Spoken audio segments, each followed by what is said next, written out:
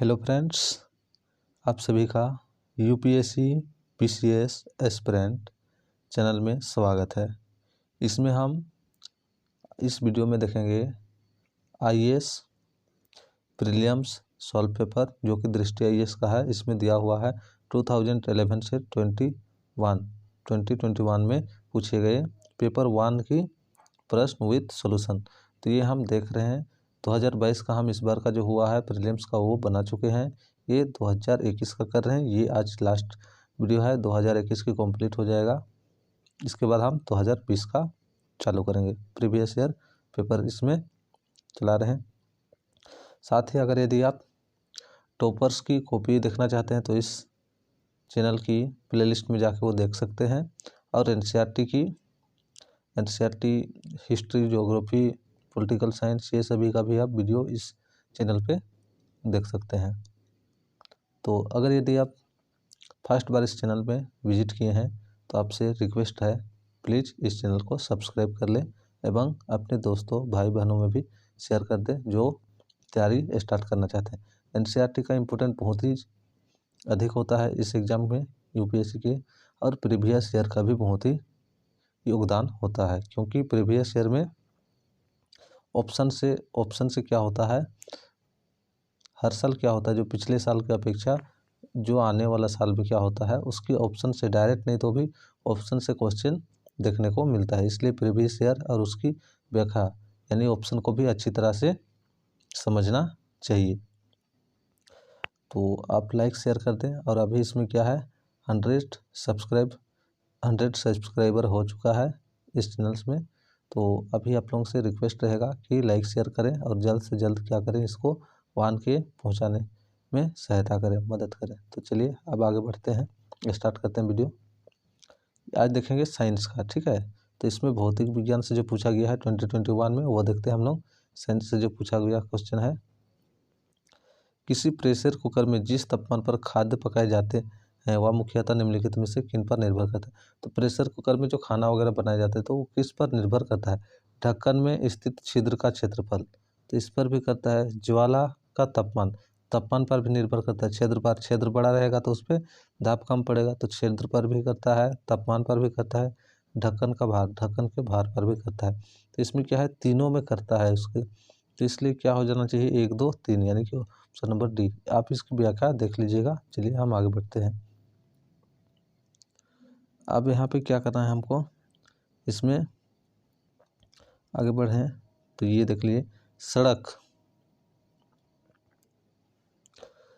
प्रकाश व्यवस्था के संदर्भ में सोडियम बत्तियाँ LED बत्तियों से किस तरह भिन्न है। यानी कि इसमें क्या है, सोडियम का जो बत्तियाँ होता है LED, जो कि अभी अधिकतर क्या होता है LED बल्ब लगाया जाता है, तो LED बल्ब बत्तियों से किस प्रकार से भिन्न है, किस तरह अलग है। सोडियम बत्तियाँ प्रकाश को 360 डिग्री में उत्पन्न करती है, किंतु LED बत्तियों में ऐसा नहीं होता है। ये सही है। सड़क की बत्तियों के रूप में LED बत्तियों की तुलना में सोडियम बत्तियों की उपयोगिता अवधि अधिक होती है। नहीं, इसमें क्या है, LED बत्तियों की तुलना में सोडियम बत्तियों की अवधि अधिक नहीं होता है। सोडियम बत्ती की दृश्य प्रकाश का स्पेक्ट्रम लगभग एकवर्णी होता है, जबकि LED बत्तियां सड़क प्रकाश व्यवस्था में सार्थक वर्ण सुविधाएं यानी कलर एडवांटेज प्रदान करता है। इसमें अलग अलग कलर का मिलता है, इसलिए क्या है, कलर एडवांटेज। तो ये भी सही है। तो 1 और 3 क्या है, इसका सही है। यहाँ से आप ऑप्शन देख लीजिएगा, 1 और 3 सही हो जाएगा। इसकी व्याख्या आप देख लीजिएगा। चलिए आगे बढ़ते हैं। व्याख्या आपको कहाँ मिलेगा, तो ये क्या है, टेलीग्राम चैनल्स में आप ज्वाइन कर लीजिए। टेलीग्राम चैनल में सभी PDF मिलता है, उसका प्रोवाइड कर देते हैं, और टेलीग्राम की लिंक इस वीडियो के डिस्क्रिप्शन में मिलेगा आपको। ये उसकी व्याख्या है। चलिए आगे देखते हैं। ये जो है 2021 की रसायन विज्ञान से जो पूछा गया है वो क्वेश्चन रसायन विज्ञान से, तो वो देखते हैं हम। जल किसी अन्य द्रव की अपेक्षा अधिक पदार्थों को घोल सकता है, क्योंकि जल क्या है, अधिक पदार्थ को घोल सकता है, क्योंकि इसमें जो होता है हाइड्रोजन बॉन्ड होता है, ठीक है। तो यहाँ पे हम देख सकते हैं इसकी प्रकृति द्विध्रुवीय होता है, हाइड्रोजन बॉन्ड, ठीक है। इसकी प्रकृति द्विध्रुवीय होता है, ऊष्मा का सुचालक होता है, इसकी विशिष्ट ऊष्मा का मान उच्च होता है या हाइड्रोजन का एक ऑक्साइड है। तो जल में ये सभी होता है, लेकिन यहाँ पे क्या बोल रहा है, अधिक घोल सकता है। तो इसकी क्या होगा, इसकी प्रकृति द्विध्रुवीय होता है, यानी कि हाइड्रोजन बॉन्ड आपस में द्विध्रुवीय होता है। तो इसलिए क्या होगा, इसमें ऑप्शन नंबर ए सही होगा। इसे तो देखा जाए तो जल में ये सभी होता है, लेकिन यहाँ पे बोल रहा है अधिक घोल सकता है। तो घोल सकता है इसलिए क्या होगा, इसकी प्राकृतिक द्विध्रुवीय होता है, यानी कि हाइड्रोजन बॉन्ड होता है इसमें। तो ये आप व्याख्या पढ़ लीजिएगा। आगे बढ़े हम, तो ये आप देखें हम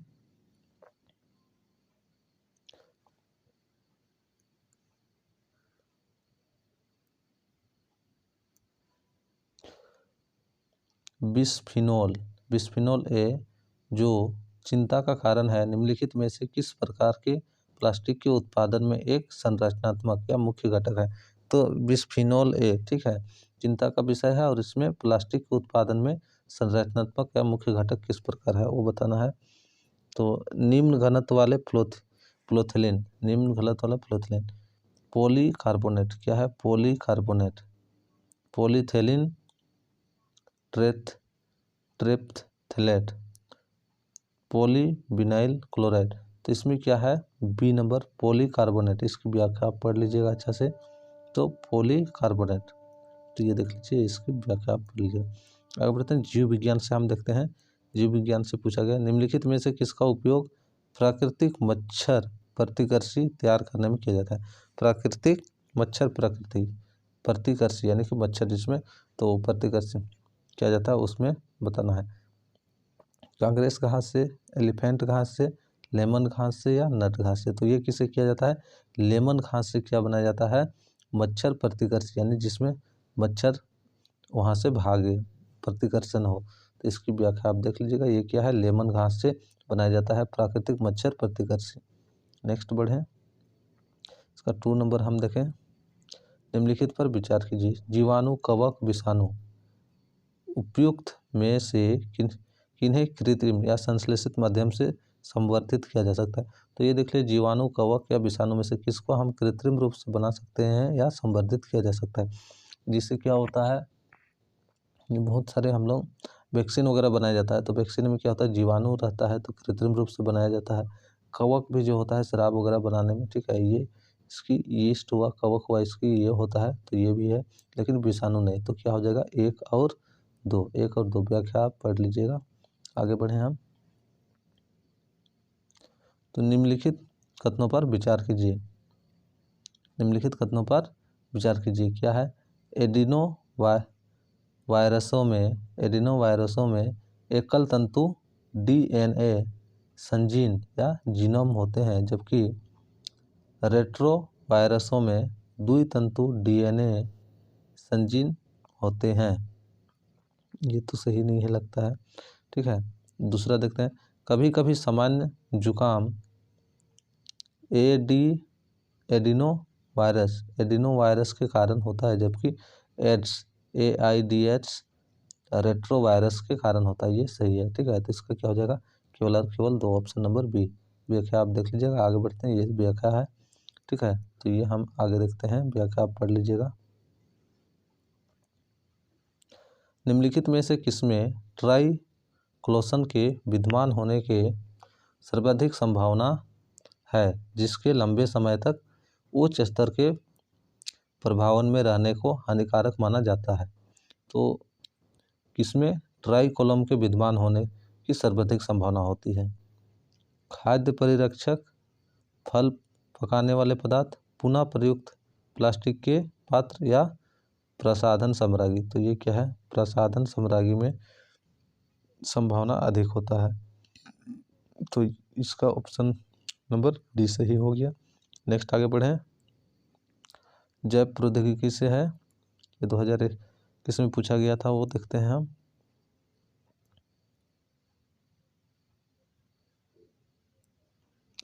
पुनः संयोजित या रिकॉम्बिनेंट वेक्टर वैक्सीन से संबंधित हाल के विकास के संदर्भ में निम्नलिखित कथनों पर विचार कीजिए। इन वैक्सीनों के विकास में आनुवंशिक इंजीनियरिंग का प्रयोग किया जाता है, सही है। जीवाणु और विषाणुओं का प्रयोग रोग वाहक के रूप में किया जाता है। जीवाणु और विषाणु का प्रयोग रोग वाहक के रूप में किया जाता है, तो ये भी सही है। इस प्रकार एक और तो दोनों, यानी कि ऑप्शन नंबर सी इसका सही हो गया। व्याख्या आप पढ़ लीजिएगा अच्छी तरह से। अब हम आगे बढ़ते हैं, ये सारा व्याख्या है उसका। आनुवांशिक रोगों के संदर्भ में निम्नलिखित कथनों पर विचार कीजिए। आनुवांशिक रोगों के संदर्भ में, आनुवांशिक रोग अंडों के अंतःपत्र निषेचन से या तो पहले या बाद में सूत्र कणिका प्रत्यास्थापित माइटोकॉन्ड्रियल रिप्लेसमेंट चिकित्सा द्वारा सूत्र कणिका रोगों को माता पिता से संतान में जाने से रोका जा सकता है, तो ये सही है। ठीक है, माता पिता का जो है उससे क्या होगा, संतान में जाने से रोका जा सकता है चिकित्सा द्वारा। ठीक है, सूत्र कणिका रोगों को क्या कर सकता है, माता पिता से संतान में जाने से रोका जा सकता है। किसी संतान में सूत्र कणिका रोग आनुवंशिक रूप से पूर्णतः माता से जाता है, ना कि पिता से, तो ये भी सही है। ठीक है, तो इस प्रकार ये क्या हो गया, दोनों सही है, सी नंबर हो जाएगा। अब देख लीजिएगा व्याख्या। 3 नंबर हम देखें, बोलगार्ड 1 और बोलगार्ड 2 प्रौद्योगिकियों का उल्लेख किसके संदर्भ में किया जाता है। बोलगार्ड 1 और बोलगार्ड 2 प्रौद्योगिकी का उल्लेख किसके संदर्भ में किया जाता है। फसली पादपों का कॉलोनी प्रवर्धन, नहीं, इसमें नहीं किया जाता। आनुवंशिक रूप से रूपांतरित फसली पादपों का विकास, तो इसी में किया जाता है। ठीक है, आनुवंशिक रूप से रूपांतरित, जिसको हम आनुवंशिक रूप से परिवर्तित करते हैं, आनुवंशिक रूप से रूपांतरित फसल या फसली पादपों का विकास, तो इसी में होगा। आप फिर नेक्स्ट देख लीजिएगा। इस प्रकार आगे बढ़ते हैं हम। ACE2 पद का उल्लेख किस संदर्भ में किया जाता है। ACE2 पद का आनुवंशिक रूप से रूपांतरित पादपों में पुनः स्थापित जीन। ठीक है, भारत के निजी उपग्रह संचालित प्रणाली का विकास, भारत की निजी उपग्रह संचालन प्रणाली के विकास में। और दूसरा क्या है, वन्य प्राणियों पर निगाह रखने के लिए रेडियो कॉलर के लिए, देख लिए वन्य प्राणियों की निगाह रखने के लिए रेडियो कॉलर के लिए, तो ये नहीं है। विषाणु जनित रोगों का प्रसार, तो ये सही है, विषाणु जनित रोगों के प्रसार के लिए। ठीक है, विषाणु जनित रोगों के प्रसार के लिए क्या है, ACE2 पद का उल्लेख किस संदर्भ में किया जाता है, तो ACE2 पद का उल्लेख विषाणु जनित रोगों का प्रसार, विषाणु जनित रोगों के प्रसार के लिए किया जाता है। इसलिए हाल के शोधों के अनुसार मानव शरीर में ACE2 यानी कि एंजियोटेंसिन परिवर्तित एंजाइम, तो ये क्या है, करंट अफेयर से था, देख लिए करंट में था। आगे बढ़ते हैं हम, 2021 में पूछा गया, देख लो, ये करंट अफेयर से रिलेटेड है। निम्नलिखित कथनों पर विचार कीजिए। यूनिसेफ द्वारा 21 फरवरी को अंतर्राष्ट्रीय मातृभाषा दिवस घोषित किया गया। ये मातृभाषा घोषित किया गया, सही है। पाकिस्तान की संविधान सभा में यह मांग रखी गई कि राष्ट्रभाषा में बांग्ला को भी सम्मिलित किया जाए, तो ये भी सही है। इस प्रकार दोनों, तो देख सकते हैं करंट अफेयर में किस प्रकार से पूछता है। यूनिसेफ 21 फरवरी अंतर्राष्ट्रीय मातृभाषा दिवस, और देख लीजिए पाकिस्तान के संविधान से रिलेटेड भी आया हुआ है, तो ये सभी क्या है, पढ़ना बहुत जरूरी है करंट अफेयर में। तो इस प्रकार दोनों व्याख्या आप देख लीजिएगा, ये करंट अफेयर से रिलेटेड था। अभी इतना इंपॉर्टेंट तो ये सब नहीं है, लेकिन क्या है, ये करंट अफेयर से रिलेटेड था, तो अभी क्या होगा, दूसरा करंट अफेयर जरूरी है। निम्नलिखित कथनों पर विचार कीजिए। कथन 1, संयुक्त राष्ट्र पूंजी विकास निधि और आर्बर डे फाउंडेशन ने हाल ही में हैदराबाद को विश्व के 2020 वृक्ष नगर की मान्यता प्रदान की। कथन 2, शहरी वनों को बढ़ाने और संपोषित करने की प्रतिबद्धता को देखते हुए हैदराबाद का 1 वर्ष के लिए इस मान्यता हेतु चयन किया गया। उपयुक्त कथनों के संदर्भ में निम्नलिखित में कौन सा सही है वो बताना है हमको। कथन 1 और कथन 2 दोनों ही सही है, और कथन 1 की सही व्याख्या है, तो ये नहीं, कथन 1 और कथन 2 दोनों ही सही है, किंतु कथन 2 तो यहाँ पे देख लीजिए इसका जो सही आंसर क्या है, डी है। कथन एक सही नहीं है, कथन एक सही नहीं है, किंतु कथन दो सही है। इसकी व्याख्या आप पढ़ लीजिएगा, ठीक है। तो ये तो क्या है, करंट अफेयर से रिलेटेड था।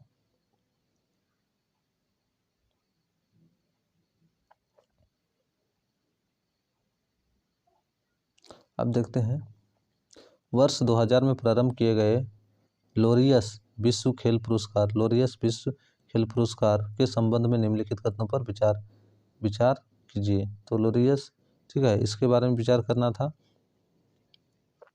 अमेरिकी गोल्फ खिलाड़ी टाइगर वुड्स इस पुरस्कार के सर्वप्रथम विजेता था। सही है। इस खेल में क्या है, लोरिस विश्व खेल पुरस्कार के प्रथम विजेता कौन थे, अमेरिकी गोल्फ खिलाड़ी टाइगर वुड्स थे। अब तक यह पुरस्कार अधिकतर फार्मूला 1 के खिलाड़ियों को मिला है। नहीं, ये गलत है। अन्य खिलाड़ियों की तुलना में रोजर फेडरर को यह पुरस्कार सर्वाधिक बार मिला है। तो सबसे अधिक बार रोजर फेडरर को मिला है। तो 1 और 3 इसका सही हो जाएगा, ठीक है। 1 और 3। नेक्स्ट देखें हम 32वें ग्रीष्मकालीन ओलंपिक के संदर्भ में निम्नलिखित कथनों पर विचार कीजिए। इस ओलंपिक का आधिकारिक आदर्श वाक्य एक नई दुनिया, a new world, a new world. इस ओलंपिक में sport climbing, surfing, skateboarding, karate तथा बेसबॉल को शामिल किया गया। तो देख लीजिए इस खेल में ओलंपिक में स्पोर्ट क्लाइंबिंग, सर्फिंग, स्केटबोर्डिंग और कराटे को शामिल किया गया था और बेसबॉल को। तो इस प्रकार 2 सही है और वो सही नहीं है। अब देखते हैं, ये शायद अंतिम क्वेश्चन है, ठीक है। इसका ये लास्ट है। ICC वर्ल्ड टेस्ट चैंपियनशिप के संदर्भ में निम्नलिखित कथनों पर विचार कीजिए। अंतिम दौर में